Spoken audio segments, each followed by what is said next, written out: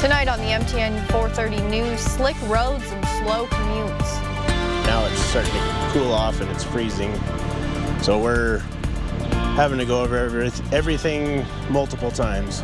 City streets look more like ice rinks, creating dangerous conditions in Billings and shutting down sections on I-90 and multiple major highways. That's kind of the job too, is just kind of be prepared and be ready.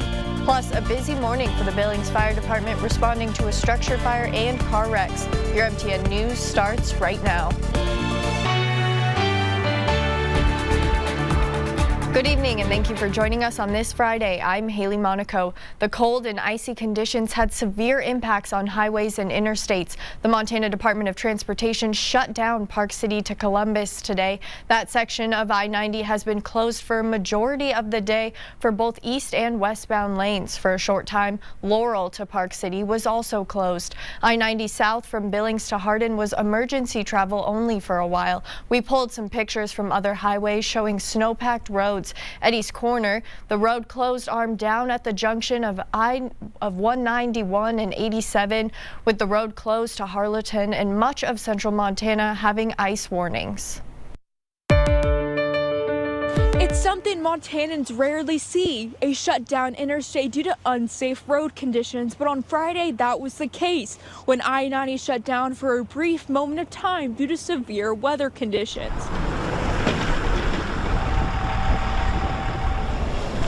Because the streets and everything are just nasty. They arrived one after another, car after car. I've lived here my whole life, so I'm used to it. Exiting I-90 at Park City, overwhelming this small town's truck stop. This is like spring for me. This stretch of interstate is rarely closed, but on Friday it was shut down from Columbus to Park City and eventually all the way to Laurel for most of the day, leaving many stranded here, figuring out the change of plans. In Canada, you're pretty used to the weather and the road conditions, so you know when you see ice and you know when it's slushy. For Canadian Ricky Spence, the closure wasn't too big of a deal. He and his wife on their way from Canada to Colorado, lucky to make it through. Didn't really affect it at all. It's beautiful, like nice roads here.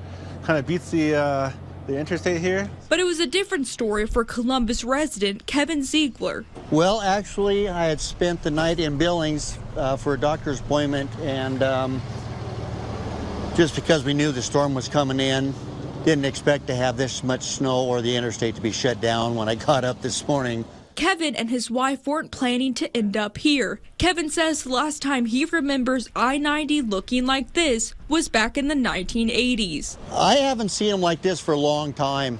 Like yesterday it was 40 degrees or 50, whatever it was, and then you get this cold come in, snows, freezes, gets cold.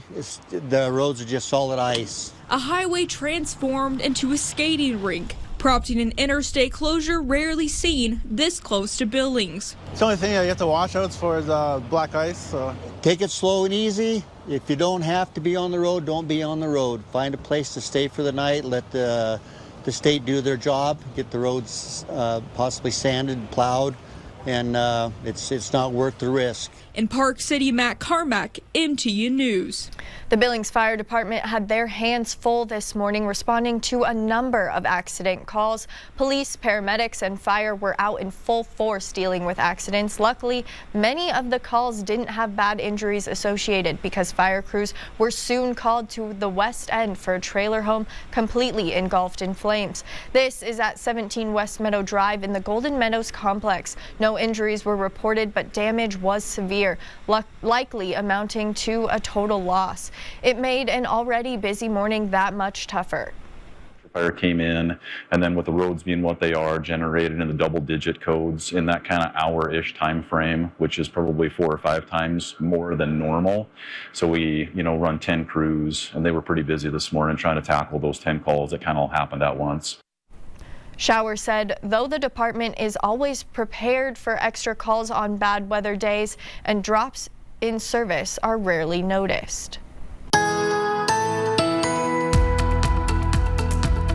So what made this particular storm so icy compared to previous storms that we've had in the past? So we had the temperatures that were above freezing through the wee hours of the morning. 2 o'clock in the morning in Billings, we're still at 34 degrees. Then about 2:30, the snow started falling and the temperature also started falling with that Arctic air coming in from the north. And they were fairly steadily falling all the way through the morning hours. Now it's been pretty steady through the afternoon hours too, with temperatures well below freezing with the icy roads in play. And the thing is, we're not going to have temperatures even close to 30 degrees until at least Tuesday and maybe until Wednesday until we're above freezing again. So watch out for those icy roads. Very cold air is coming. Our 7-day forecast coming up.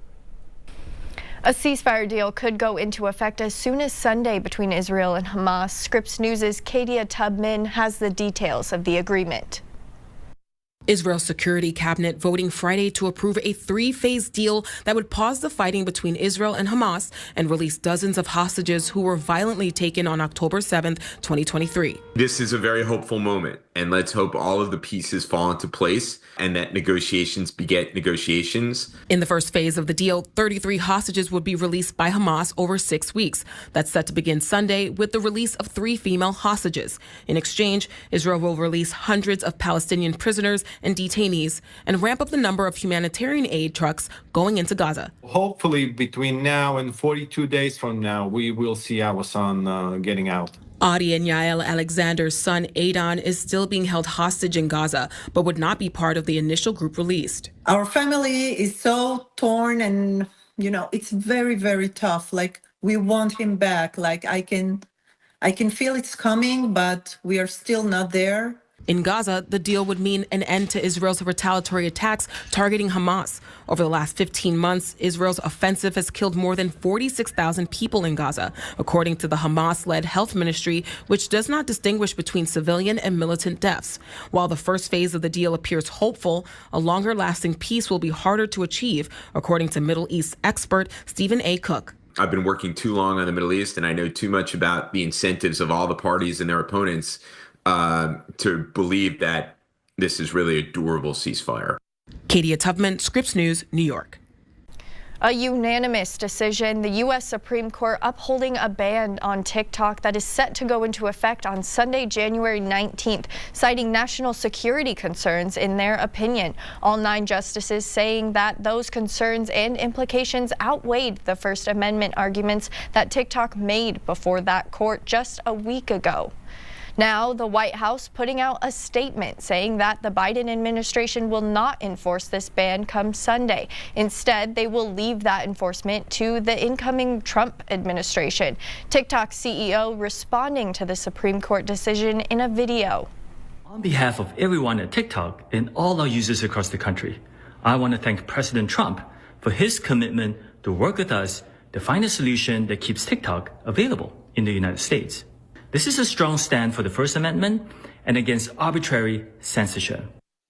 A source tells Scripps News that TikTok CEO is expected to attend President-elect Trump's inauguration this Monday.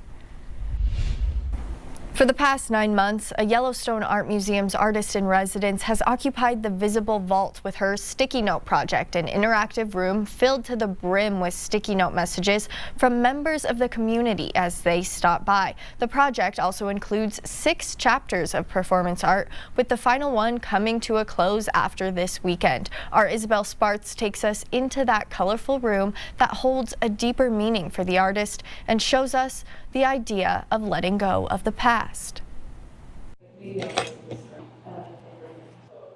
Sometimes you just need to write down a reminder. This room in the Yellowstone Art Museum's Visible Vault is full of them. In the thousands, of course. The colorful squares take up space from floor to ceiling and even on the windows. But the exhibit has more meaning than just paper on a wall. Early on, my dad started exhibiting symptoms that would later be known as Lewy body dementia, a progressive neurological disease. The Sticky Note project was created by Billings artist Krista Marshall-Pacini. Her father, Terry Marshall, suffered from the disease for over 20 years, and after realizing he wouldn't be able to tell his own story, she decided to find a way to honor him. And so I asked him if I could tell his story and he approved, and he said, you should name it Stuck on You, because at the time, part of the joke of him remembering things was facilitated through sticky notes. As he progressed, he used them as daily reminders in his routine to more profound thoughts near the end. Terry passed away in 2014. It took Piscini nearly 10 years to craft what the project looks like today. I'm not telling the story from my vantage and letting his words be the end of the story. There have been live performances to go along with the notes, each one progressing as the disease did. The final ones are this weekend, set at a faux airport terminal. It's called Known Traveler, and I usually talk about it as like the poetics of an airport, the arrivals and departures. Set inside my dad's story, it's the last 5 dreams of a dying man. To see these performances bring people together, and I think that crowd interacting with an artist, it provides a different feeling, especially at an art museum, than you might have expected. Piscini also invites you to add your own sticky notes, thoughts, and experiences. The room acts as a representation of memories, those we wish to hold on to or stick around for just a bit longer. The project will come to an end next week. Thousands of notes torn down, but not forgotten, simply paving the way for new ones. I've gone through my dad's life over the past 9 months, but I've gone through it with artists and audience members and built new memories to live with the real ones. And so I think it is a bit of a repair process too. In Billings, Isabel Sparts, MTN News.